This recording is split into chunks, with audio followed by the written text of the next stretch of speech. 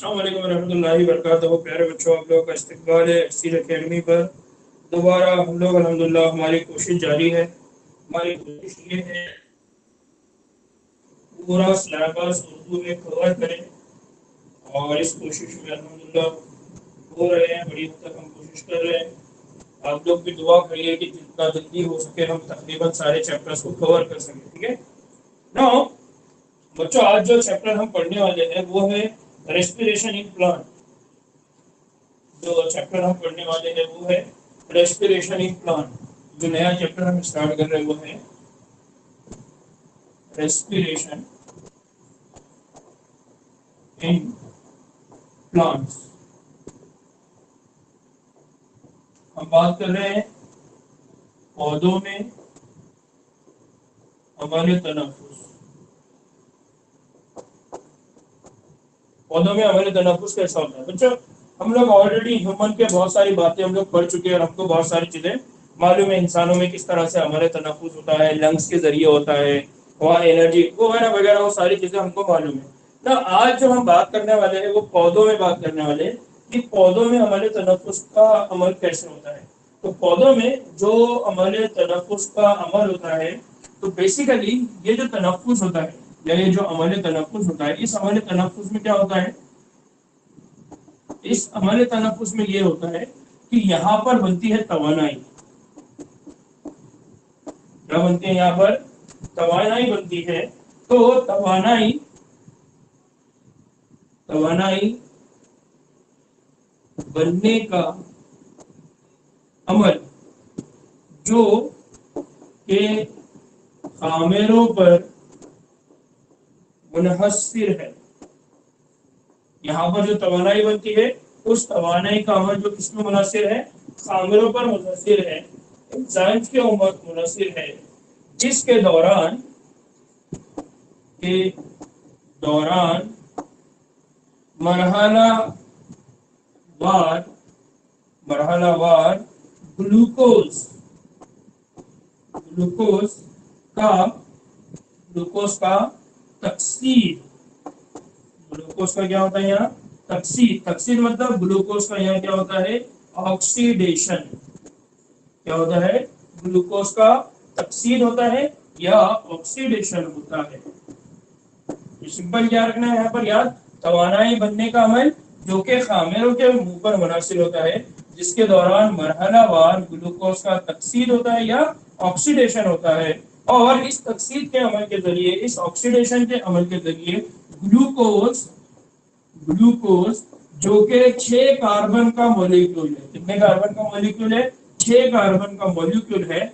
वो टूटता है दो मॉलिक्यूल में दो मॉलिक्यूल में जो 3 कार्बन के हैं, जिसको कहा जाता है पायरुवेट। क्या कहा जाता है उस मॉलिक्यूल को? पायरुवेट। तो बेसिकली क्या होता है? जो ग्लूकोज है, जो 6 कार्बन का कंपाउंड है, इस ग्लाइकोलाइसिस के दौरान उसका ब्रेकडाउन होकर क्या बनता है? पायरुवेट बनता है। और ये पायरुवेट 3 कार्बन का कंपाउंड है और इस दौरान में ग्लूकोज का ब्रेकडाउन पायरुवेट में हो रहा है। तो यहाँ पर कई सारे खामेरे काम करते हैं। कौन काम करते हैं?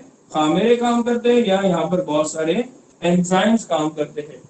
नाउ बच्चों, ये जो ग्लाइकोलाइसिस का अमल है, ये हमारे तनफ्फुस के अंदर जो अमल होता है, हमारे तनफ्फुस के अंदर जो ग्लूकोज का ब्रेकडाउन होता है, तो इस ग्लूकोज के पूरे ब्रेकडाउन के अमल को कहा जाता है ग्लाइकोलाइसिस। इसको क्या कहा जाता है? ग्लाइकोलाइसिस।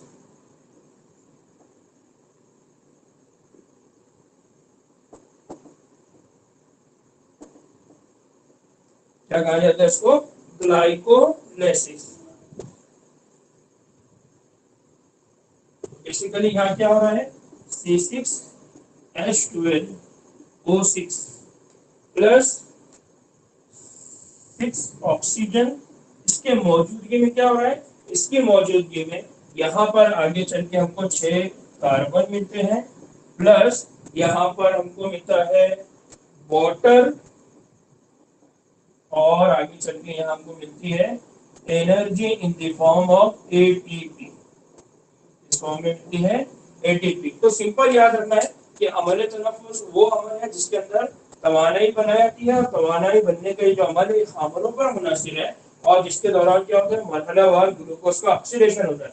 इस पूरे अमल के दौरान जो एटीपी या जो एनर्जी मिलती है उसकी वजह से इसको कहा जाता है अमल तनफुस, और ये जो पूरा प्रोसेस इसको कहा जाता है ग्लाइकोलाइसिस।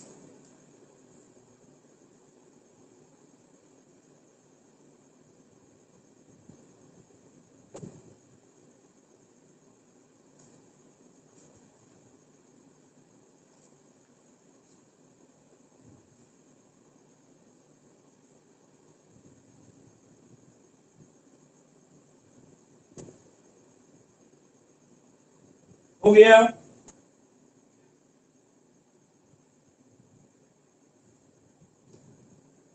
तो बच्चों यहाँ जो हम बात कर रहे हैं, यहाँ पर जो तनफुस की बात कर रहे हैं, ये अमल तनफुस बेसिकली जो है ये कैसा है, सेल्यूलर रेस्पिरेशन है।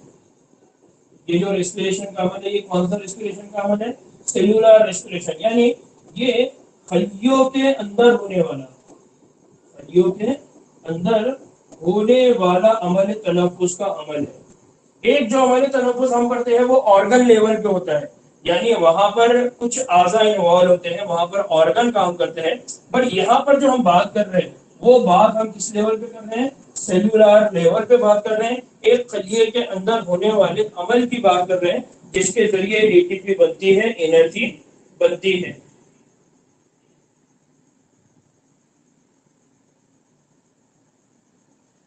यहाँ पर जो सेलुलर रेस्पिरेशन है और पौधों की जब बात कर रहे हैं तो यहाँ पर जब सेलुलर रेस्पिरेशन होती है तो इस सेलुलर रेस्पिरेशन के लिए किसकी जरूरत है, इस सेलुलर रेस्पिरेशन के लिए ऑक्सीजन की जरूरत है। किसकी जरूरत है, ऑक्सीजन की जरूरत है। और ऑक्सीजन की ये जो नीड है इसको फुलफिल करता है स्टोमेटा। कौन फुलफिल करता है इसको, स्टोमेटा। इसी तरह से इसको करते हैं लैंसेटिव। कौन करते हैं, लैंटिकल्स। ये लैंटिकल्स के मामले में शायद किसी ने मेरे सवाल भी किया था, ठीक है। तो स्टोमेटा, लैंटिकल्स और रूट हेयर, और कौन करते हैं, रूट हेयर या जड़ वगैरह भी इसमें हेल्प करती है। लेंटिकल्स क्या है, तो लेंटिकल ये पोर्स है। लेंटिकल्स क्या है, पोर्स है या सुराख है, जो कहां पर होते हैं, प्लांट की सरफेस के ऊपर होते हैं। तो स्टोमेटा ये एक ओपनिंग क्लोजिंग साइट है, एक खिड़की की तरह है, खुलता है बंद होता है। लेकिन लेंटिकल्स क्या है, ये सुराख है, पोर्स है, जो अक्सर आपको प्लांट के ऊपर देखने को मिलेगा, जहां से ऑक्सीजन को क्या किया जाता है, अंदर आने की उसको इजाजत दी जाती है।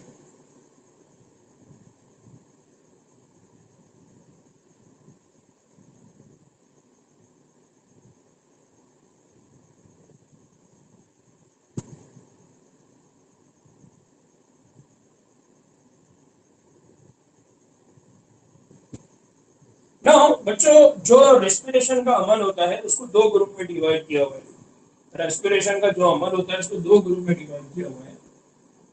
एक रेस्पिरेशन का अमल तो वो होता है जिसको कहा जाता है एरोबिक, और दूसरा होता है जिसको कहते हैं एनएरोबिक, गैर हवाबाश अमल तनफुस। और दूसरा होता है जो आता है हवाबाश अमल तनफुस। अब इन दोनों में डिफरेंस क्या है, तो इन दोनों में डिफरेंस ये है कि जो एरोबिक रेस्पिरेशन होता है, जो एरोबिक रेस्पिरेशन होता है, इस एरोबिक रेस्पिरेशन में किसका इस्तेमाल होता है, ऑक्सीजन का। ऑक्सीजन का यहाँ क्या होता है, इस्तेमाल होता है। और एनएरोबिक में क्या होता है, ऑक्सीजन का इस्तेमाल, ऑक्सीजन का इस्तेमाल, या हम यहाँ कहेंगे ऑक्सीजन की जरूरत, ऑक्सीजन की जरूरत नहीं होती। यहाँ पर ऑक्सीजन की जरूरत नहीं होती या ऑक्सीजन का इस्तेमाल नहीं होता है। तो यहाँ पर बेसिक कंसेप्ट याद रखना है कि जब रेस्पिरेशन का अमल होता है तो रेस्पिरेशन के अमल में दो तरह का अमल है। एक वो है जिसको हम कह रहे हैं एरोबिक रेस्पिरेशन, और दूसरा अमल है जिसको हम कह रहे हैं एनएरोबिक रेस्पिरेशन। एरोबिक रेस्पिरेशन मतलब जहां पर हवाबाश यानी वहां पर हवा यानी ऑक्सीजन की जरूरत है, और जहां एनएरोबिक है यानी गैर हवाबाश जहां पर ऑक्सीजन की जरूरत नहीं है या वहां पर ऑक्सीजन का कोई इस्तेमाल नहीं होता है। तो बच्चों अगर थोड़ी देर के लिए आपको याद आ रहा होगा तो जब हमने इवोल्यूशन पढ़ा था, तो इवोल्यूशन के दौरान हमने ये पढ़ा कि जो सबसे पहला सेल है वो कहां पर पैदा हुआ, ऐसे इन्वायरमेंट में पैदा हुआ जहां पर ऑक्सीजन नहीं था। और फिर धीरे धीरे धीरे ये हुआ कि जो रिडक्शन इन्वायरमेंट था वो ऑक्सीडेशन ऑक्सीडेटिव इन्वायरमेंट में कन्वर्ट हुआ। अब ऑक्सीजन मिलने लगी तो ऑक्सीजन का इस्तेमाल होने लगा। तो इससे एक बात समझ में आती है कि इस दुनिया के अंदर या हमारा ये जो अर्थ है इसके अंदर दोनों भी तरह के रेस्पिरेशन होना या हो सकते हैं। क्योंकि हमारे इवोल्यूशन के स्टडी के मुताबिक ये है कि पहले एनारोबिक कंडीशन थी, यानी वहां पर उस वक्त जो जानदार थे उनको ऑक्सीजन की जरूरत नहीं थी। और उसके बाद फिर धीरे धीरे जब उनका डेवलपमेंट हुआ तो फिर वो एरोबिक बन गए, यानी उनको ऑक्सीजन की नीड थी। तो इवोल्यूशन भी इस कंसेप्ट को हमारे क्या करता है, सपोर्ट करता है। इसलिए याद रखना है कि इस दौरान में यानी इवोल्यूशन के कंटेक्स्ट में भी ये बात साबित है कि इस तरह के जानदार हमको देखने को मिल सकते हैं।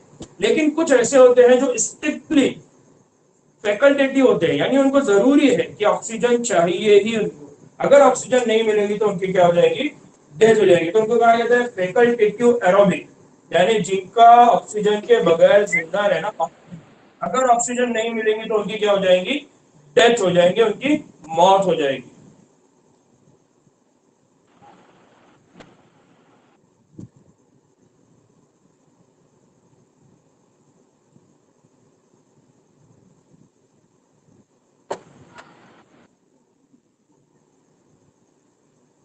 स्क्रीन क्लियर नहीं हुआ अभी भी?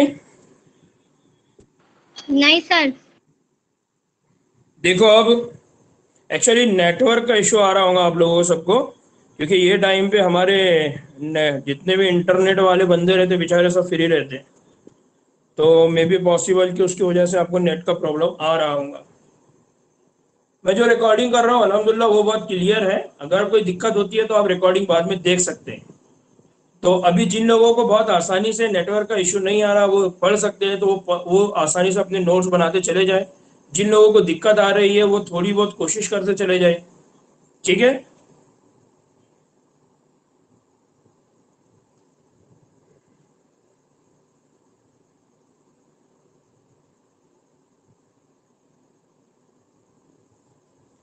ना बच्चों हम बात कर रहे हैं डिटेल में ग्लाइकोलाइसिस कि ये जो ग्लाइकोलाइसिस का अमल ही क्या होता है।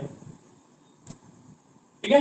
तो मैंने पहले ही आपको बताया कि जिस अमल तनफुस की हम बात कर रहे हैं बेसिकली वो अमल तनफुस क्या है, हमारे पास ग्लाइकोलाइसिस है जिसके अंदर ग्लूकोज का मरहलावार क्या होता है, ब्रेकडाउन होता है, जिसके नतीजे में हमको क्या मिलती है, एटीपी मिलती है। दूसरा यहाँ पर एक और चीज याद रखिए कि यहाँ पर जो एनर्जी मिल रही है वो डायरेक्ट फॉर्म में हम इस्तेमाल नहीं करते, बल्कि हम उसको इनडायरेक्ट फॉर्म में इस्तेमाल करते हैं। मतलब हम उसको पहले स्टोर करके रखते हैं इन दी फॉर्म ऑफ एटीपी। और जब जब हमको एनर्जी की जरूरत होती है उसी एटीपी का इस्तेमाल हम एनर्जी की शक्ल में करते हैं और हमारे जिस्म के अंदर वो सारे काम होते हैं ना। उसका बच्चों बात करते हैं ग्लाइकोलाइसिस। ये जो ग्लाइकोलाइसिस है इसका एक और नाम है वो है ईएमपी। एक और नाम क्या है उसका, ईएमपी। ईएमपी मतलब एम्बेडन, दूसरा है मेयर ऑफ और पैरनस पाथवे, क्या बोला जाता है इसको, ईएमपी पाथवे। और ये ईएमपी पाथवे किस बुनियाद पे बोलते हैं, इन तीन साइंटिस्ट के नाम पे उसको बोला जाता है ईएमपी पाथवे, एम्बेडन, वेयरहाउस और पेरनस। नाउ एक और चीज याद रखिए कि जो ग्लाइकोल है ये पार्शियल डाइजेशन है। ये क्या है, पार्शियल ब्रेकडाउन या पार्शियल ऑक्सीडेशन है। ये क्या है, ऑक्सीडेशन। पार्शियल ऑक्सीडेशन का हम आसानी से क्या कर सकते हैं कि जो तकसीर का अमल है, ये जो तकसीर का अमल है, ये जो ब्रेकडाउन का अमल है, ये कैसा होता है, ये पूरी तरह से मुकम्मल नहीं होता। तो हम ये कह सकते हैं कि ये कैसा है, नामुकम्मल। कैसा अमल है ये, नामुकम्मल तकसीर का अमल होता है। ना तकसीर का ये अमल होता है। अब नामुकम्मल क्यों बोल रहे हैं? क्योंकि होना तो ये चाहिए था कि वो जो 6 कार्बन को आपने ब्रेक डाउन किया, वो 6 कार्बन ग्लूकोज के, उनको अलग अलग किया, तो अलग अलग करना चाहिए था कि 6 के 6 कार्बन गायब हो जाते, लेकिन 6 के 6 कार्बन गायब होने के बजाय वो कन्वर्ट हो जाते हैं, जिनको हम क्या कहते हैं, पायरुवेट। इसलिए उसको कहा जा रहा है नामुकम्मल तकसीर। कंप्लीट ऑक्सीडेशन का मतलब क्या होता है? कंप्लीट ब्रेकडाउन का मतलब क्या होगा कि आप सारी चीजों को अलग कर दें, तो ये हो गया कंप्लीट। लेकिन नामुकम्मल या पार्शियल क्यों बोल रहे हैं? क्योंकि उसकी वजह से ये होता है कि एक 6 कार्बन का मॉलिक्यूल है, वो तीन तीन कार्बन के 2 मॉलिक्यूल में ब्रेक डाउन होता है या टूटता है, इसलिए उसको बोला जाता है पार्शियल। एक और चीज याद रखिए कि जो ग्लाइकोलाइसिस है या ये ईएमपी जो पाथवे, ये कहां पर होता है? तो ये होता है साइटोप्लाज्म। कहां पर होता है ये? Cytoplasm of cell. खलिए के साइटोप्लाज्म में होता है। कहां पर होता है? खलिए के साइटोप्लाज्म। यानी अगर हम बात करें, ये सेल है और ये सेल का न्यूक्लियस है, और यहाँ पर इंडोप्लाज्मिक रेटिकुलम है, यहाँ पर गोल्गी बॉडी एक्सेट्रा। तो ये वाला जो एरिया है जिसको हम क्या करें, साइटोप्लाज्म, यहाँ पर ग्लूकोज का ब्रेकडाउन होता है और क्या बनता है? पायरुवेट बनता है। ग्लूकोज का ब्रेकडाउन होता है, क्या बनता है? पायरुवेट बनता है। और एक और चीज याद रखिए कि जब यहाँ पर ग्लूकोज का ब्रेकडाउन होता है और पायरुवेट बनता है, उस वक्त हमको क्या मिलती है? उस वक्त हमको केमिकल फॉर्म ऑफ एनर्जी मिलती है। उस वक्त हमको क्या मिलता है? केमिकल फॉर्म ऑफ एनर्जी, यानी तवानाई का कीमियाई, या हम ये कहेंगे हमको कीमियाई तवानाई मिलती है। तवानाई मिल रही है, किस शक्ल में मिल रही है? तवानाई जो मिल रही है वो कीमियाई, जिसको हमने लास्ट लेक्चर में भी कहा। एक है जिसको हम कहते हैं एटीपी, और दूसरा है जिसको हम कहते हैं NADPH। इस फॉर्म में मिलती है, एटीपी के फॉर्म में, और दूसरा जिसको हम कहते हैं NADPH। क्लियर बच्चों यहां तक?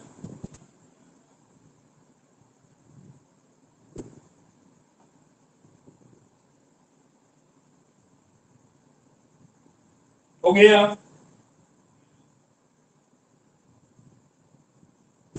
ना बच्चों, मैं पूरा पाथवे बना रहा हूँ, आपको पाथवे फास्ट बनाना है। पाथवे के अंदर हम टाइम नहीं डालेंगे, अलबत्ता उसमें कौन कौन सी बातें याद रखना है वो मैं आपको समझाऊंगा, कौन सी इंपॉर्टेंट चीजें जिसको हमको याद रखना है, ठीक है ना। सबसे पहले जो पाथवे स्टार्ट हो रहा है वो होता है फ्रॉम ग्लूकोज। कहां से स्टार्ट होता है? ग्लूकोज। सबसे पहला जो मॉलिक्यूल है कौन है? ग्लूकोज। ग्लूकोज का कन्वर्जन होता है, मैं इसको इंग्लिश में लिखाता हूँ ताकि बाकी लोगों को भी हेल्प हो जाएगी, सबको समझ में आएगा। सबसे पहले यहाँ होता है ग्लूकोज। अब इस ग्लूकोज को कन्वर्ट किया जाता है इन ग्लूकोज 6 फॉस्फेट। इसमें कन्वर्ट करते हैं उसको ग्लूकोज 6 फॉस्फेट। ये जो ग्लूकोज था, इस ग्लूकोज के मॉलिक्यूल के ऊपर एक फॉस्फेट ग्रुप को ऐड करते हैं, और ये फॉस्फेट ग्रुप कहां से लेते हैं? तो ये फॉस्फेट ग्रुप लेते हैं एटीपी से। कहां से लेते हैं? एटीपी से। तो ये एटीपी कन्वर्ट हो जाएगा into ADP plus inorganic phosphate. मतलब यहां पर आपने एक एटीपी का इस्तेमाल करें और जो ग्लूकोज था उसको किसमें कन्वर्ट करें? Glucose 6 phosphate. और ये जो कन्वर्जन है, इस कन्वर्जन के दौरान चूंकि हमने बार बार कहा है कि ये जो रिएक्शन है ये एंजाइम बेस्ड है, यहाँ पर एंजाइम काम करते हैं, तो यहाँ जो एंजाइम काम करता है उसका नाम है हेक्सोकाइनेज। क्या नाम है उस एंजाइम का? हेक्सोकाइनेज। और कुछ जगह पर ग्लूकोकाइनेज। कुछ जगह पे कौन काम करता है? ग्लूकोकाइनेज। तो ये दोनों भी कौन है? ये दोनों भी एंजाइम है, दोनों भी खामिर है। तो पहली रिएक्शन में क्या हुआ? पहली रिएक्शन में ग्लूकोज का कन्वर्जन किसमें हुआ? Glucose 6 phosphate. नाउ आगे चल के क्या होता है? ये जो ग्लूकोज है इसका कन्वर्जन होता है इनटू फ्रुक्टोज, और इसको कहा जाता है फ्रुक्टोज 6 फॉस्फेट। इसमें कन्वर्ट किया जाता है इसको फ्रुक्टोज 6 फॉस्फेट। और ये जो कन्वर्जन का अमल है ये कौन करता है? तो ये करता है फॉस्फो, यहाँ एक एंजाइम है उसका नाम है फॉस्फो हेक्सोस आइसोमरेज, क्या नाम है उसका, फॉस्फो हेक्सोस आइसोमरेज। ना बच्चों यहाँ है, ये जो ग्लूकोज है ये भी 6 कार्बन की शक्ल है, और जो फ्रुक्टोज है ये भी 6 कार्बन की शक्ल है, और ग्लूकोज और फ्रुक्टोज ये एक दूसरे के क्या है, आइसोमर है। ये एक दूसरे के क्या है, आइसोमर है, यानी इनका मॉलिक्यूलर फॉर्मूला एक जैसा है लेकिन इनका मॉलिक्यूलर स्ट्रक्चर अलग अलग है, इसलिए इनको कहा जाता है, ग्लूकोज को और फ्रुक्टोज को, एक दूसरे के आइसोमर। फिर ये जो फ्रुक्टोज है इसका कन्वर्जन होता है, इसका कन्वर्जन किसमें होता है, इसका कन्वर्जन होता है fructose fructose 1,6 bis phosphate, fructose 1,6 bis phosphate. तो आप देखिए यहाँ पर है फ्रुक्टोज 6 फॉस्फेट, ये फ्रुक्टोज 6 फॉस्फेट या ग्लूकोज 6 फॉस्फेट का मतलब क्या है, इसका मतलब ये है कि जो कार्बन नंबर 6 है ग्लूकोज में या फ्रुक्टोज में, जो कार्बन नंबर 6 है, उस कार्बन नंबर 6 के ऊपर आपने क्या ऐड करे, फॉस्फेट ग्रुप। ठीक है, ये कंसेप्ट क्लियर हुआ। अब अगर आप यहाँ पर नाम ला रहे हैं फ्रुक्टोज 1,6 बिस फॉस्फेट, तो इसका मतलब ये है कि कार्बन नंबर 6 पे भी फॉस्फेट है, और अब किस पे ऐड हो गया, कार्बन नंबर 1 पर भी फॉस्फेट ऐड हो गया। इसलिए चूंकि 2 कार्बन के ऊपर फॉस्फेट है, एक कार्बन नंबर 6 है और एक कार्बन नंबर 1 है, उनके ऊपर फॉस्फेट ग्रुप है, इसलिए आपने यहाँ पर जो वर्ड ऐड किए वो है बाय। वो क्या है, bi. Bi means two, bi means two, दो। तो यहां पर नाम याद रखना, फ्रुक्टोज 1 बीस फॉस्फेट। क्लियर, यहां तक क्लियर है।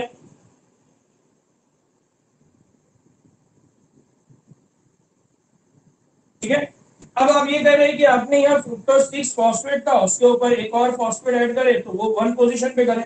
इसका मतलब आपने जो फॉस्फेट लिए वो कहां से लिए, फिर इसका मतलब आपने जो फॉस्फेट लिया, अगेन वो फॉस्फेट कहां से लिया, एटीपी से। कहां से लिया, एटीपी से। तो जब आप एटीपी से एक फॉस्फेट लेंगे तो वहां पर क्या बनेगा, ADP plus inorganic phosphate. ATP मतलब ट्राई फॉस्फेट, एटीपी मतलब ट्राई यानी 3 फॉस्फेट, और एडीपी मतलब डाई, मतलब ये 3 थे, 3 में से आपने एक ले लिए तो कितने बचे पीछे, 2। तो वैसे ही सेम यहाँ पर 3 थे, उसमें से एक आपने ले लिया तो बचे कितने, 2। इसलिए हम यहाँ लिख रहे हैं एडीपी प्लस इनऑर्गेनिक फॉस्फेट।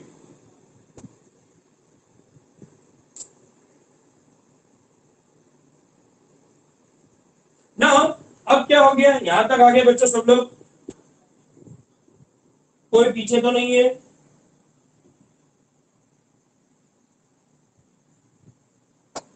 सब लोग मेरे साथ चलेंगे।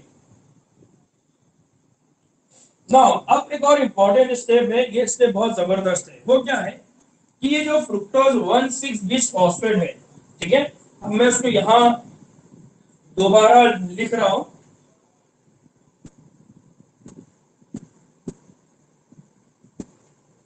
ठीक है, इसी फ्रुक्टोज, आप लोगों ने इसको आगे कंटिन्यू करना है, मैं इसको दोबारा यहां लिख रहा हूं क्योंकि नीचे जगह नहीं है। हमने कहा कि अब यहां पर क्या बना, यहां पर बना fructose 1,6 bis phosphate, 1,6 bis phosphate. अब ये जो 1,6 बिस फॉस्फेट है इसका ब्रेकडाउन हो जाएगा, इसका क्या हो जाएगा, ब्रेकडाउन हो जाएगा। और ब्रेकडाउन होने की वजह से यहां पर बनेगा एक मॉलिक्यूल जिसको कहा जाता है ग्लिसराल्डिहाइड, ग्लिसराल्डिहाइड 3 फॉस्फेट। क्या बने यहां पर, ग्लिसराल्डिहाइड 3 फॉस्फेट। और दूसरा बना डाइहाइड्रोक्सी, डाइहाइड्रोक्सी एसीटोन फॉस्फेट। ये भी 3 कार्बन का कंपाउंड है, ये भी 3 कार्बन का कंपाउंड है।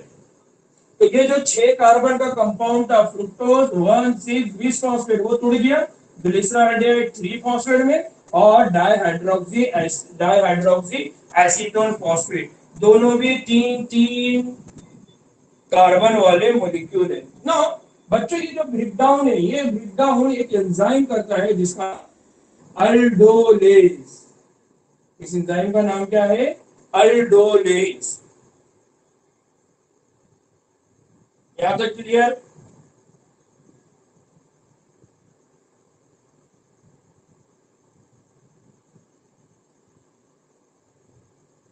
ना अब यहाँ एक और काम होता है, वो क्या होता है?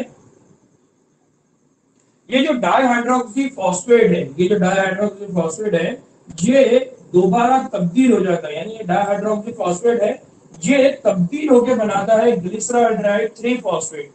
ये डाइहाइड्रोक्सी एसीटोन फॉस्फेट, इसके अंदर तब्दीली होंगी और ये किसमें कन्वर्ट हो जाएगा? Glyceraldehyde 3 phosphate. और ये काम एक एंजाइम करता है जिसका नाम है ट्रायोज ट्रायोज फॉस्फेट आइसोमरेज। अगर आपको आइसोमर की डेफिनेशन याद है तो बार बार, जिनका मोलिकुलर फॉर्मूला सेम होता है लेकिन मोलिकुलर स्ट्रक्चर अलग होता है, तो इसके पास भी 3 कार्बन, इसके पास भी 3 कार्बन, लेकिन इन दोनों का स्ट्रक्चर अलग अलग था। कर दिया इस डाइहाइड्रोक्सी एसीटोन फॉस्फेट को किसमें कर? Glyceraldehyde 3 phosphate.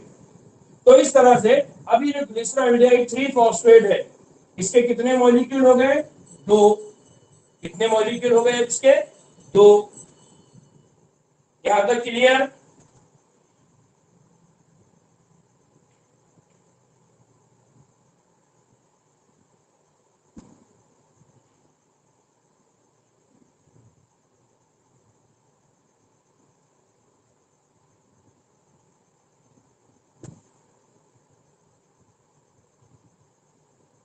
अब ये जो ग्लिसरॉल्डिहाइड 3 फॉस्फेट है बच्चों में, आप लोगों ने इसको नीचे ही लिखना है, मैं जगह नहीं हूं बोल के इसलिए इस तरह से लिख रहा हूं, ठीक है? इसका मतलब ये नीचे लिखना है आप लोगों ने। अब ये क्या होता है? ये कन्वर्ट होता है 1,3, इसको, ये जो ग्लिसरॉल्डिहाइड 3 फॉस्फेट है ये कन्वर्ट होता है 1,3 फॉस्फो 1,3 बिस फॉस्फोग्लिसरेट। किसमें कन्वर्ट होता है? 1,3 बिस फॉस्फोग्लिसरेट। इसमें कन्वर्ट हो गया वो 1,3 बिस फॉस्फोग्लिसरेट। इसका मतलब अब क्या है? इसका मतलब ये है कि यहाँ पर एक और फॉस्फेट ग्रुप ऐड करना है, यहाँ पर और एक ग्रुप ऐड करना है। यहाँ पर एक एंजाइम काम करता है जिसका नाम है glyceraldehyde 3 phosphate dehydrogenase.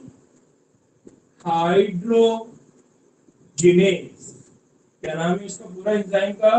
Glyceraldehyde 3 phosphate dehydrogenase. वो क्या करेगा? इस ग्लिसरॉल्डिहाइड के ऊपर क्या ऐड करेगा? एक और फॉस्फेट। लेकिन इस मर्तबा यहाँ पर जो फॉस्फेट आ रही है, वो फॉस्फेट ना के एटीपी से ना आते हुए एक मोलिकुलर फॉस्फेट है, उसका इस्तेमाल करके इसमें ऐड किया जाता है। समझ लीजिए कि अभी तक जो फॉस्फेट आ रही थी वो कहां से आ रही थी? एटीपी से। लेकिन इस मर्तबा जो फॉस्फेट आई वो एटीपी से नहीं आई, वो कहीं और से आई। ठीक है, कहां से आई? तो वो मॉलिक्यूलर फॉस्फेट थी, वहां से आई। ठीक है, इसको याद रखना है। दूसरा, यहाँ पर एक और काम होता है, वो क्या होता है कि यहाँ पर जो एनएडीपी है, यहाँ जो एनएडीपी है उसका कन्वर्जन होता है एनएडीपी एच। तो इसका कन्वर्जन होता है NADPH2।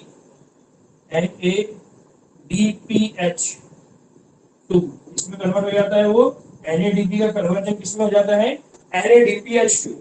अब बच्चों एक और कंसेप्ट, चूंकि यहाँ पर 2 ग्लिसरॉल्डिहाइड 3 फॉस्फेट थे, इसका मतलब यहाँ पर 2 NADP और उससे क्या बनेंगे? 2 NADPH2। Clear concept? ये स्टेप क्लियर हुई?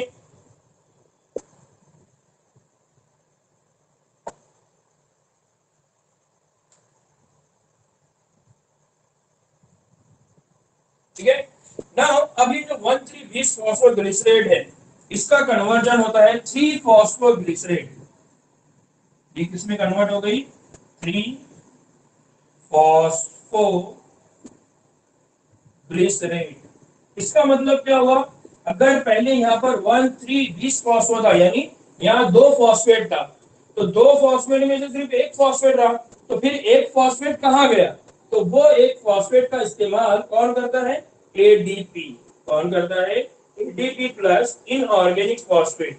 कहाँ पर इस्तेमाल होता है? वो इस्तेमाल होता है एडीपी प्लस इनऑर्गेनिक फॉस्फेट, इनको जोड़ने में। नतीजे में ये क्या बन जाता है? एटीपी। नतीजे में ये क्या बन गया? एटीपी। चूंकि यहाँ पर 2 ग्लिसरॉल्डिहाइड 3 फॉस्फेट थे, इसका मतलब यहाँ पर 2 1,3-20 फॉस्फोग्लिसरेट थे। इसका मतलब यहाँ से जो फॉस्फेट गए, एक फॉस्फेट एक मॉलिक्यूल का, दूसरा फॉस्फेट दूसरे मॉलिक्यूल का, इसका मतलब यहाँ पर 2 एटीपी का इस्तेमाल हुआ और उससे कितने एटीपी बन गए? 2 एटीपी बन गए। कितने एटीपी बन गए? यहाँ पर 2 एटीपी बन गए। फिर ये जो 3-फॉस्फोग्लिसरॉल्डिहाइड है, यहाँ पर ये जो एंजाइम है, यहाँ पर एंजाइम कौन है? यहाँ पर एक एंजाइम है जिसका नाम है फॉस्फोग्लिसरेट काइनेज। क्या नाम है उस एंजाइम का? Phosphoglycerate kinase. फिर ये 3-फॉस्फोग्लिसरेट है, इसका कन्वर्जन होता है 2-फॉस्फोग्लिसरेट। और ये काम कौन करता है? तो ये काम एक एंजाइम करता है जिसका नाम है फॉस्फोग्लिसरेट म्यूटेज। क्या नाम है उसका? फॉस्फोग्लिसरेट म्यूटेज। म्यूटेज जिसका मतलब है म्यूटेशन, चेंज होना, डीएनए न्यूक्लियोटाइड। उसी तरह से ये क्या करता है? 3, यानी यहाँ पर ये 3 फॉस्फो यानी 3-फॉस्फोग्लिसरेट इसका नाम था, अब वही है, इसका नाम बस क्या बन गया? 2-फॉस्फोग्लिसरेट। इसका मतलब यहाँ पर 3 नंबर के कार्बन पे फॉस्फेट ग्रुप ऐड था, उसको 3 नंबर से निकाल के कहां पर ऐड कर दिए? 2 नंबर पे ऐड कर दिए। इसका नाम क्या बन गया? 2-फॉस्फोग्लिसरेट। और सिर्फ यहाँ पर क्या हुई? तब्दीली हुई, चेंज हुआ। इसलिए इस एंजाइम का नाम क्या है? म्यूटेज।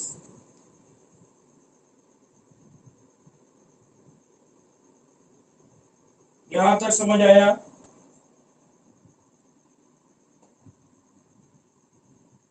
बच्चों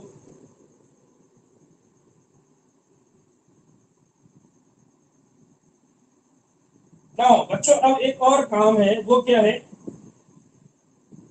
यहाँ पर ये जो 2-फॉस्फोग्लिसरेट है, इसका कन्वर्जन होता है, इसका कन्वर्जन होता है, और इसका कन्वर्जन होता है फॉस्फोइनॉइल पाइरूवेट। इसमें कन्वर्जन हो गया इसका फॉस्फोइनॉइल पाइरूवेट। और ये जो इनॉइल ग्रुप है उसको ऐड करने वाला एक एंजाइम है जिसका नाम है इनोलेज। क्या नाम है उस एंजाइम का? इनोलेज। इसलिए यहाँ पर जो नया मॉलिक्यूल बन रहा है, नया प्रोडक्ट बन रहा है, उसका नाम क्या है? फॉस्फोइनॉइल पाइरूवेट। क्या नाम है उसका? फॉस्फोइनॉइल पाइरूवेट। और अब क्या होगा? अब इस फॉस्फोइनॉइल पाइरूवेट से भी क्या निकल जाएगा? फॉस्फेट ग्रुप निकल जाएगा। तो अब ये जो मैं यहाँ पर जगह नहीं है, इसलिए उसको यहाँ ऊपर लिख रहा हूं, इसलिए आप इसको कंटिन्यू करेंगे।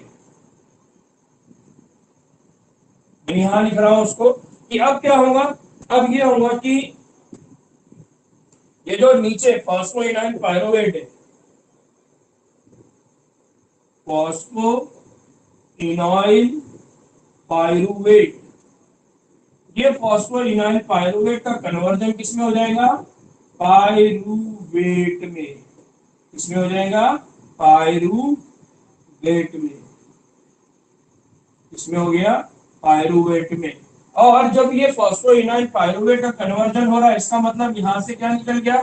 फॉस्फेट ग्रुप निकल गया, इसीलिए पीछे क्या बच गया? पाइरूवेट बच गया। इसका मतलब जो फॉस्फेट ग्रुप वो किसके पास गया? तो फॉस्फेट ग्रुप अगेन किसने ले लिया? ये फॉस्फेट ग्रुप ले लिया एडीपी प्लस इनऑर्गेनिक फॉस्फेट, और वो किसमें कन्वर्ट हो गया? एटीपी। वो किसमें कन्वर्ट हो गया, एटीपी। चूंकि हमने कहा कि यहाँ पर दो मॉलिक्यूल यहाँ थे, यहाँ भी दो मॉलिक्यूल थे, यहाँ भी दो मॉलिक्यूल थे, यहाँ भी दो है, यहाँ भी दो है, यहाँ भी दो है। इसका मतलब दो मॉलिक्यूल अगर ये थे तो इनके पास दो फॉस्फेट थे। इसका मतलब अगर फॉस्फेट निकले हैं तो कितने फॉस्फेट निकले हैं, दो फॉस्फेट निकले। अगर दो फॉस्फेट निकले हैं तो दो फॉस्फेट को किसने लिया, एडीपी ने। इसलिए दो एडीपी के साथ क्या बनेंगे, दो एटीपी। क्या बनेंगे, दो एटीपी बनेंगे। और ये जो ट्रांसफर करने का काम, फॉस्फेट को निकालने का काम जो कर रहा है वो है पायरुवेट काइनेज। कौन है वो एंजाइम, पायरुवेट काइनेज। ठीक है। तो इस तरह से हमारे जो प्लांट का साइटोप्लाज्म है, प्लांट सेल का साइटोप्लाज्म है, उसमें ग्लूकोज का धीरे धीरे मरहलावार ब्रेकडाउन हो रहा है, ऑक्सीडेशन हो रहा है, और उस ऑक्सीडेशन के अंदर एनर्जी रिलीज हो रही है इन द फॉर्म ऑफ कीमियाई या in the form of chemical energy. Clear.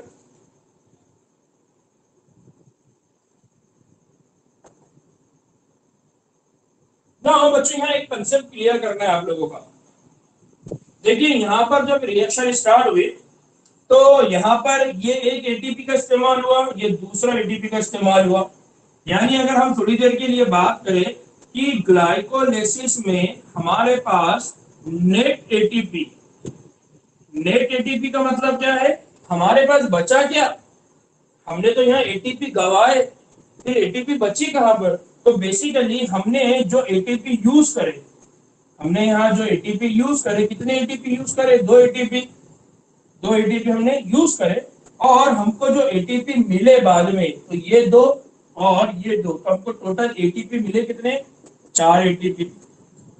तो चार एटीपी हमको मिले तो उसमें से हमने -2 कर दिए, तो अब हमारे पास एटीपी कितने हैं, दो एटीपी। कितने एटीपी हमारे पास, दो एटीपी।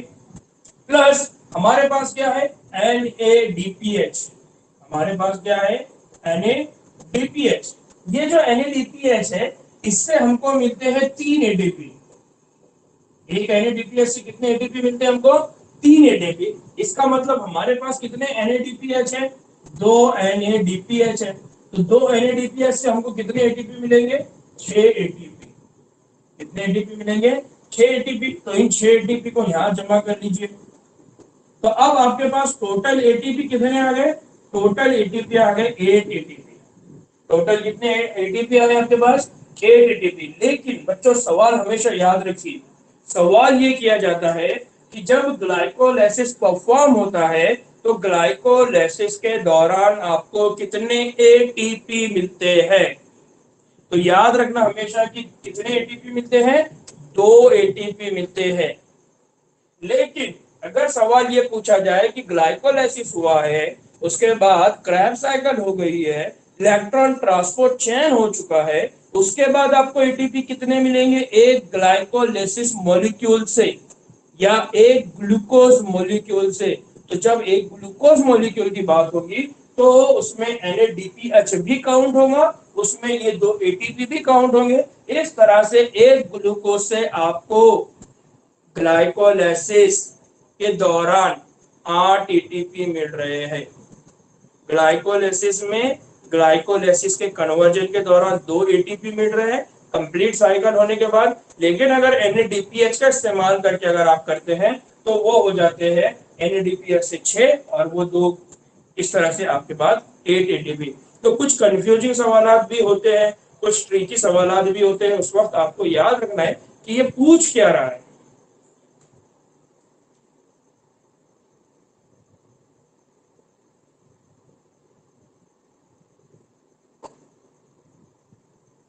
क्लियर।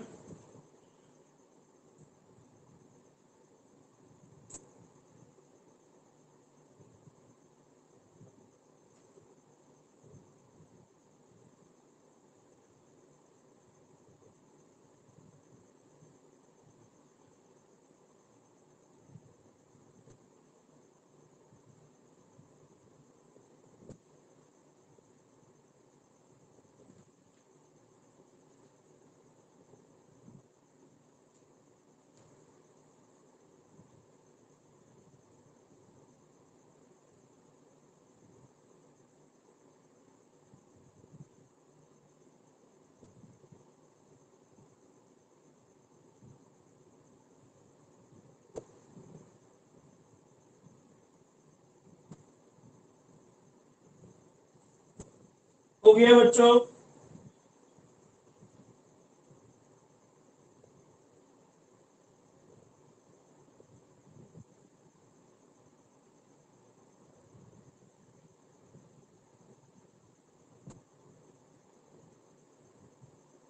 तो बच्चों अब यहाँ पर एक स्टेप याद रखिए, दो स्टेजेस यहाँ पर है।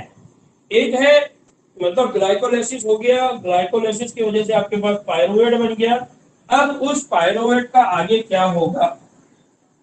अब इस पायरुवेट का आगे क्या होगा? तो बेसिकली सेल के अंदर दो तरह के काम है। एक प्रोसेस है जिसको हम कहते हैं फर्मेंटेशन, एक प्रोसेस है जिसको हम कहते हैं ट्राई कार्बोक्सिलिक एसिड साइकिल। तो हम पहले ट्राई कार्बोक्सिलिक एसिड साइकिल देखेंगे, उसके बाद फर्मेंटेशन की बात करेंगे। तो अब यहाँ पर सिर्फ फर्क क्या है उसको याद रखना है कि किस तरह से एक पायरुवेट का मॉलिक्यूल किस तरह से पीसीए के अंदर इंटर करता है।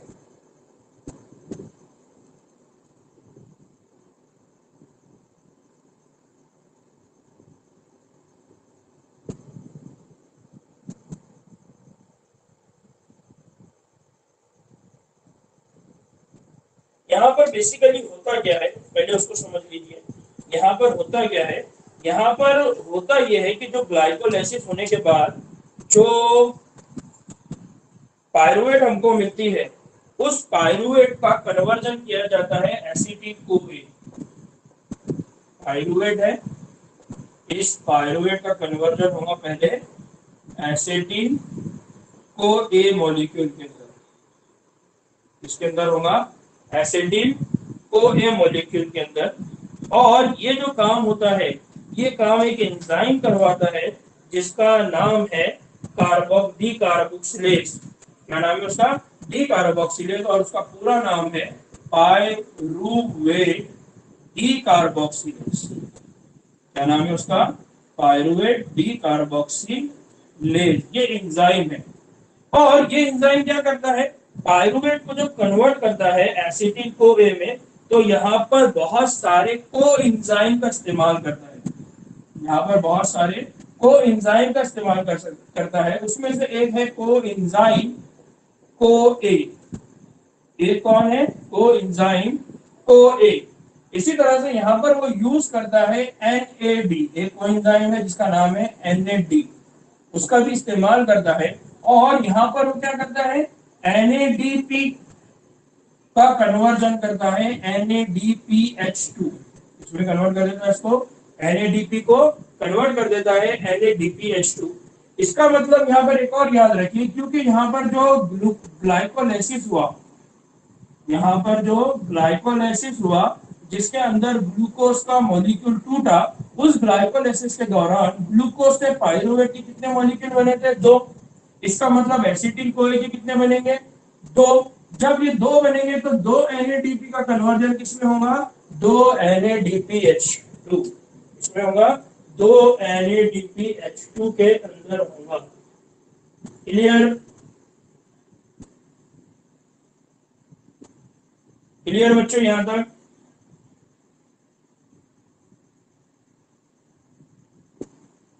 ना अब ये रिएक्शन परफॉर्म कैसे होती है? तो ये एसिटिल को अब एक और चीज याद रखिए कि अभी तक ये जो काम हो रहा था, ये यहाँ तक जो काम हो रहा था, ये काम यहाँ पर हो रहा था इन साइटोप्लाज्म। कहां पर हो रहा था ये? साइटोप्लाज्म। अब यहां से जो काम शुरू होगा, यहां से जो काम शुरू होगा, ये सारा काम कहां पर होगा? माइटोकॉन्ड्रिया। कहां पर होगा ये सारा काम? माइटोकॉन्ड्रिया।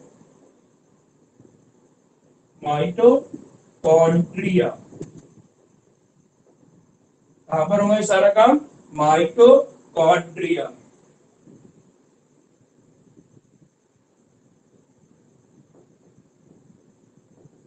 माइटोकॉन्ड्रिया, कल हमने पढ़ा था माइटोकॉन्ड्रिया क्या है। तो हमने कहा था कि ये बिजली हाउस है। फिर हमने कहा था कि जो माइटोकॉन्ड्रिया होता है, इस माइटोकॉन्ड्रिया के अंदर क्या होती है?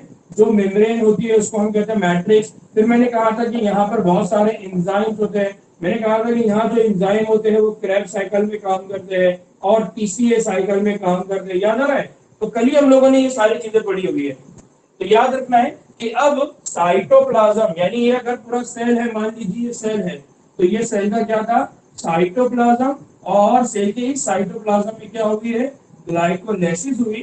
चूंकि ग्लाइकोलाइसिस बनने के बाद पायरुवेट बनता है, और ये पायरुवेट अंदर डायरेक्ट जाने के बाद उसको क्या कर दिया जाता है, अंदर डायरेक्ट नहीं जा सकता, इसलिए उसको कन्वर्ट करते हैं एसिटिल कोए में, और ये एसिटिल कोए अंदर जाएगा। ठीक है, तो जब एसिटिल कोए अब माइटोकॉन्ड्रिया के अंदर चला गया, तो क्या होगा, ये माइटोकॉन्ड्रिया के अंदर जाने के बाद इसका कन्वर्जन होता है आइसोसिट्रेट, आई थिंक सिट्रेट में होता है, इसका जो कन्वर्जन होता है वो पहले सिट्रेट में होता है, इसके बाद आइसोसिट्रेट। इसका कन्वर्जन किसमें हो गया, सिट्रेट, इसमें कन्वर्जन हो गया सिट्रेट। इस दौरान में क्या होता है, इस दौरान में यहाँ पर एक वाटर मॉलिक्यूल ऐड होता है, और जो को ए है, ये जो एसिटिल को ए ग्रुप था वो वहां से क्या हो गया, निकल गया। तो एसिटिल को ए के साथ कौन मिला, वाटर मिला, और वाटर मिलके वो किसमें कन्वर्ट हो गया, सिट्रेट में। फिर इस सिट्रेट को आगे चल के कन्वर्ट करते हैं आइसोसिट्रेट। ये सिट्रेट किसमें कन्वर्ट होता है, आइसोसिट्रेट, मतलब यहाँ पर जो एंजाइम होगा वो कौन होगा। फिर उसके बाद ये जो आइसोसिट्रेट है इसका कन्वर्जन होता है अल्फा कीटोग्लूटारेट। इसमें कन्वर्जन होता है इसका अल्फा कीटोग्लूटारेट,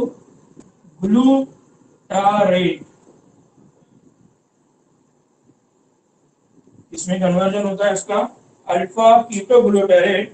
और इस दौरान में क्या होता है, इस दौरान में ये होता है कि दो NAD, यहाँ पर NADPH का कन्वर्जन होता है NADPH2, इसमें होता है NADPH2।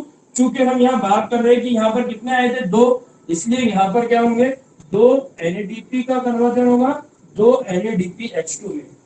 प्लस यहाँ पर एक और काम होता है, वो होता है रिमूवल ऑफ कार्बन डाइऑक्साइड। यहाँ पर क्या रिमूव हो गई, एक कार्बन डाइऑक्साइड का मॉलिक्यूल यहाँ पर रिमूव हो गया। फिर ये जो अल्फा कीटोग्लूटारेट है इसका कन्वर्जन होता है सक्सीनेट, इसमें होता है सक्सीनेट, या उसको कहा जाता है सक्सीनिक एसिड। क्या कहा जाता है इसको, सक्सीनिक एसिड। इस दौरान में दो बड़े काम होते हैं, एक यहां पर होता है एडिशन ऑफ वाटर मॉलिक्यूल, यहां पर क्या होता है, एडिशन ऑफ वाटर मॉलिक्यूल, और दूसरा होता है रिमूवल ऑफ कार्बन डाइऑक्साइड। यानी यहां पर एक कार्बन चला गया, अब यहां पर दूसरा कार्बन मॉलिक्यूल निकल गया। प्लस यहां पर क्या होता है, यहां पर होता है NADPH का कन्वर्जन NADPH2। और चूंकि मैं पहले से कह रहा हूं कि हम यहाँ पर जो बात कर रहे हैं वो दो मॉलिक्यूल की कर रहे हैं, दो पायरुवेट आए थे, दो एसिटिल का, दो सिट्रेट, दो एसोसिएटेट, दो अल्फा कीटोनेट, दो सक्सीनेट। इसका मतलब यहाँ पर दो का इस्तेमाल होगा, दो बनेंगे, दो NADPH बनेंगे। इसी तरह से यहाँ पर ATP का इस्तेमाल होता है, यहाँ पर किसका इस्तेमाल होता है, ADP का इस्तेमाल होता है, और ADP प्लस इनऑर्गेनिक फॉस्फेट, ये दोनों कंबाइन होते हैं और ये बनाते हैं ATP। क्या बनाते हैं, ATP, क्योंकि दो मॉलिक्यूल आ रहे हैं इसलिए दो ATP बनेंगे और दो ADP का इस्तेमाल होगा। तो दो ADP का इस्तेमाल होकर क्या बन गए, दो ATP के मॉलिक्यूल आपके पास आ गए। क्लियर यहां तक, आजान हो रही है, नमाज भी पढ़ेंगे इंशाअल्लाह, कोई दिक्कत नहीं।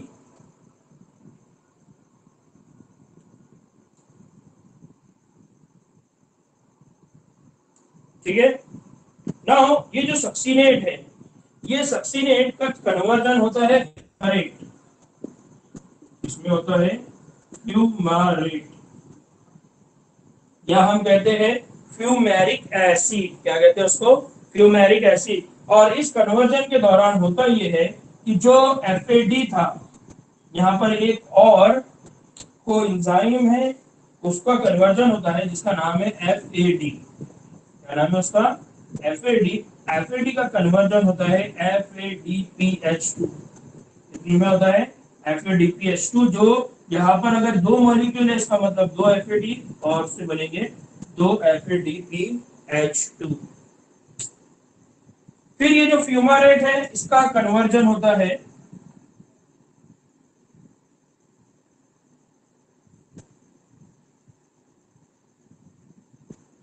फ्यूमेरेट का कन्वर्जन होता है मैलेट में, इसमें होता है मैलेट में। और इस दौरान में मैलेट के कन्वर्जन के दौरान यहाँ पर ऐड होता है एक वाटर का मॉलिक्यूल, इसका मॉलिक्यूल ऐड हो रहा है वाटर का मॉलिक्यूल। और उसके बाद यहाँ पर जो फ्यूमारेट है उसका कन्वर्जन होता है ऑक्सैलो एसीटेट या ऑक्सैलो एसिडिक एसिड, और ये ऑक्सैलो एसीटेट वापस से साइकिल में चला जाता है और एसिटिक को ए के साथ मिलकर ये ऑक्सैलो एसीटेट क्या बनाता है, सिट्रेट। क्या बनाता है वो, सिट्रेट। तो ये साइकिल इस तरह से चलती रहती है, बार बार ये बनता रहता है, इसलिए इसको कहा जाता है क्रैब्स साइकिल। और इस दौरान में क्या होता है, जब मैलेट से ऑक्सैलो एसीटेट बन रहा होता है तब NADP का कन्वर्जन वापस ही किसमें होता है, NADPH2।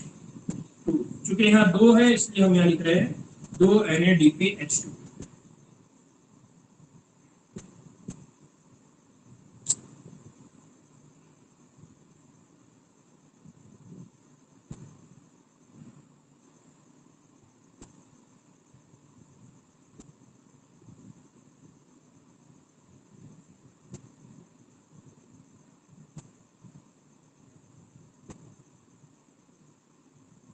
हो गया बच्चों यहाँ तक।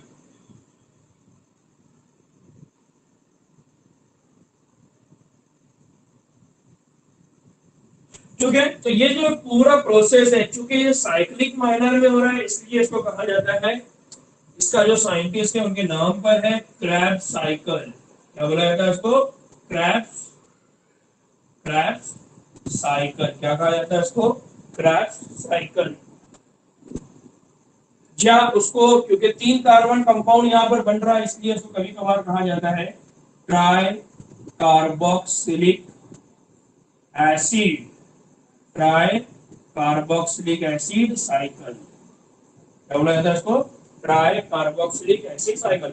ना बच्चों यहाँ इंपॉर्टेंट चीजें क्या है, यहाँ पर इंपॉर्टेंट चीज ये है कि इस क्रैब साइकिल के अंदर, क्रैब साइकिल के अंदर आपके पास कितने मॉलिक्यूल है। अगर फॉर एग्जांपल मैं यहाँ कहूँ कि ATP NADPH2 और FADH2, तो यहाँ पर आपके पास ATP कितने हैं, पूरी साइकिल के अंदर ATP कितने हैं, 2। आपको कितने ATP मिले यहाँ पर, 2 ATP मिले हैं यहाँ पर। NADPH2 कितने मिले हैं, यहाँ पर 2, यहाँ पर 2 4, यहाँ पर 2 6 और यहाँ पर 2 8। टोटल ADP NADPH2 कितने मिले आपको, 8 NADPH2। और इसी तरह से अगर बात करें FADH2 कितने मिले हैं, तो आपको 2 FADH2 मिले हैं। कितने मिले हुए हैं, 2 FADH2। तो बच्चों अगर दोबारा बात याद दिला दूं कि अगर एक NADPH2 होता है, एक NADPH2 होता है तो उससे 3 ATP मिलते हैं। तो 8 NADPH2 कितने मिलेंगे, 8 NADPH2 से कितने मिलेंगे बताइए फास्ट।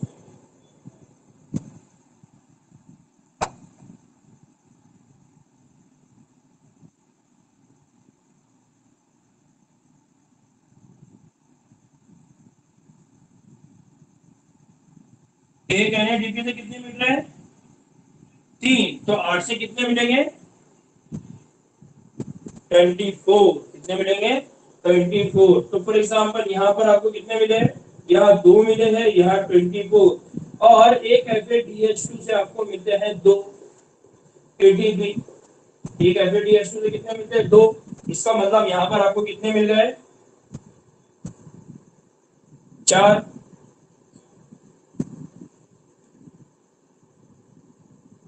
टोटल कितने हो गए, 4 और 4 24, 28 और 30। तो एक क्रैब साइकिल से आपको कितने मिलते हैं, 30। एक क्रैब साइकिल से आपको कितने एटीपी मिलते हैं, 30। अब अगर आपको ये कहा जाए कि ग्लाइकोलाइसिस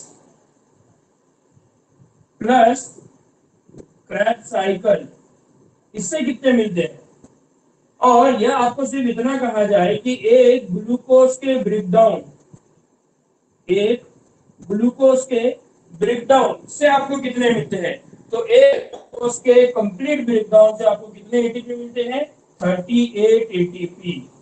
कितने मिलते हैं, 38 एटीपी। कैसा, तो ग्लाइकोलाइसिस से आपको मिल रहे हैं 8 और क्रैब साइकिल से आपको कितने मिल रहे हैं, 30। इस तरह से टोटल आपके पास कितने हो गए, 38 एटीपी। कितने हो गए आपके पास, 38 एटीपी। यानी एक ग्लाइकोलाइसिस या एक कंप्लीट ग्लूकोज अगर पार्शियल बोलता है तो 8 जो ग्लाइकोलाइसिस में है, कंप्लीट अगर बोलता है तो 38 एटीपी।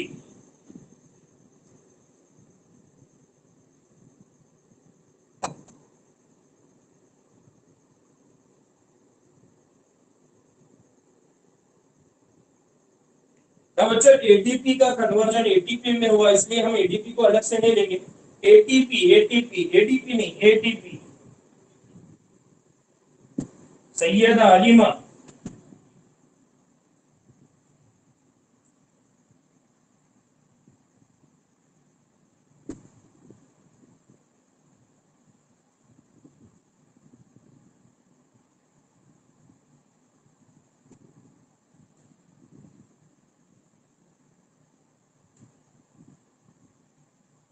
ठीक है बच्चों, यहां तक, यहाँ पर किसी को कोई डाउट है अभी?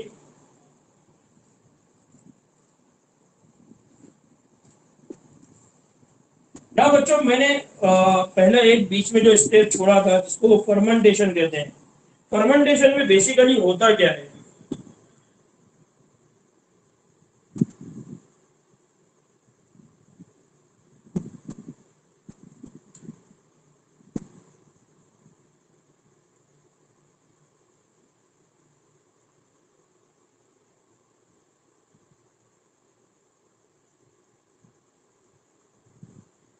ठीक है, इसको अरेस्ट कर दो।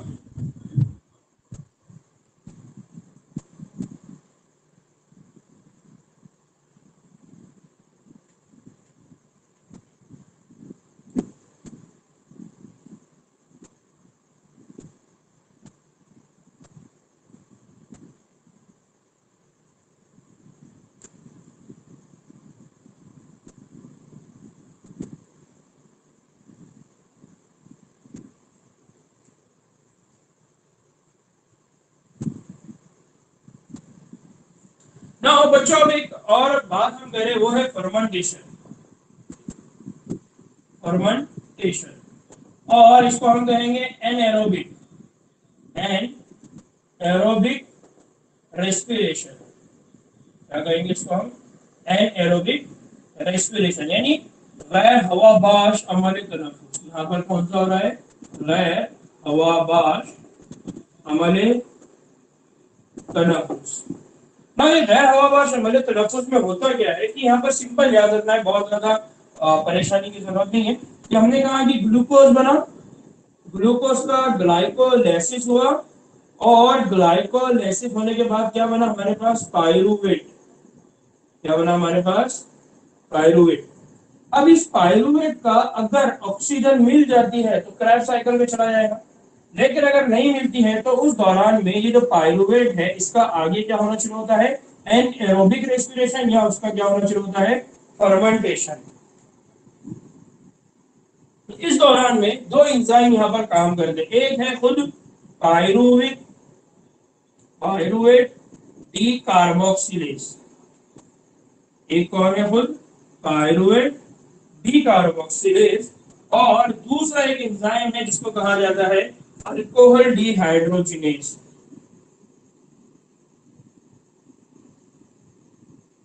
ये क्या करेंगे, ये इस पायरूवेट का दो चीजों में कन्वर्जन कर देंगे, एक है जिसको कहा जाता है इथेनॉल, और दूसरा है जिसको कहा जाता है कार्बन डाइऑक्साइड। दूसरा अमल कौन सा है, कार्बन डाइऑक्साइड।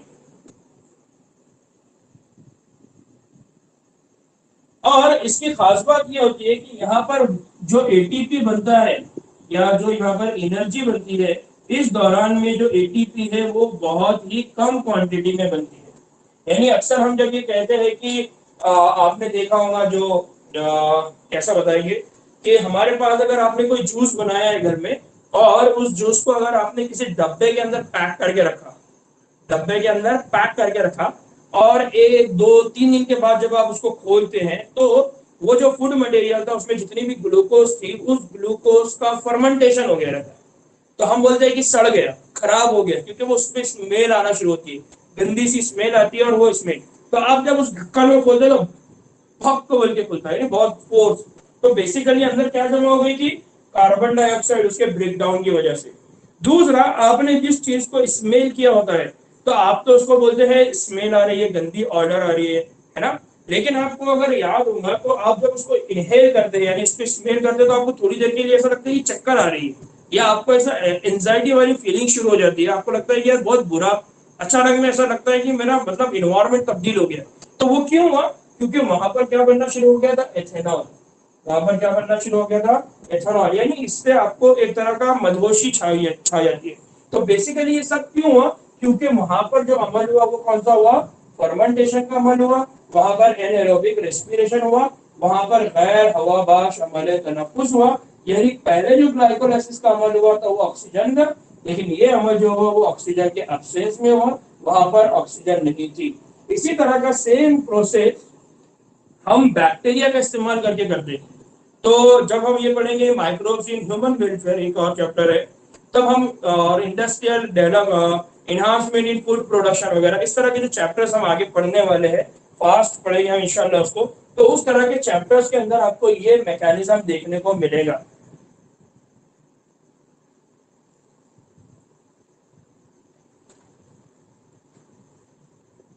ठीक है बच्चों, तो ईशा की अजान हो चुकी है और हमारा एक ही पॉइंट बाकी है। तो इंशाल्लाह सुबह में जब हम स्टार्ट करेंगे तो पहले उस पॉइंट को कवर करेंगे और उसके बाद हम नया चैप्टर स्टार्ट करेंगे इंशाल्लाह। ठीक है, तो दुआ में याद रखिए, अगर हमारे पास और वक्त होता तो शायद आज इस चैप्टर को भी हम कंप्लीट कर लेते। लेकिन हमारी कोशिश ये रहेगी कि कल भी हम 2 चैप्टर करने के बजाय 3 चैप्टर कंप्लीट करें, आने वाले और दिन में और 4 करें, आने वाले दिन में 5 करें। इंशाल्लाह छोटे छोटे चैप्टर है हम पूरे कंप्लीट कर लेंगे।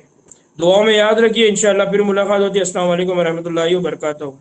रिकॉर्डिंग अच्छे से हुई है वो आपको मिल जाएंगे, उसको देख लेना।